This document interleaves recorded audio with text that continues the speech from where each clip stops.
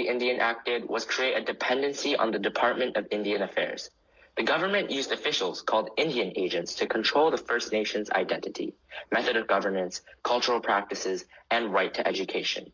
These agents determined the rights and benefits a person was entitled to, often by wholly subjective methods. All complaints an Indigenous person might have had for the government had to be sent through an Indian agent, though Indian agents could close their eyes to these complaints without being prosecuted. Indigenous peoples could not complain about their agents either, as that complaint would have to be delivered to the agent first. The department and its agents provided an impassable wall between Indigenous peoples and the government. But what did the Act do over time? That's what I'll be discussing now.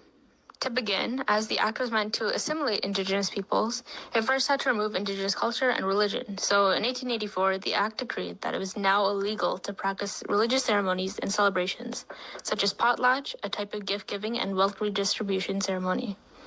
This restriction became stricter in the coming years.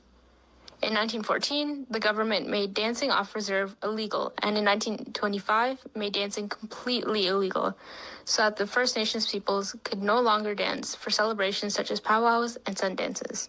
The Indian Act's impact on First Nations people grew stronger when in 1911 an amendment called the Oliver Act was introduced. This amendment, named after Frank Oliver, the Superintendent General of Indian Affairs at that time, gave towns and cities which were more populous than neighboring reserves the power to move Indigenous peoples off sought-after land and off of their reserves without their consent. This meant that First Nations people could be displaced from their homes at any given time without even a say in the matter, regardless of any previous treaties or promises that the government made with them.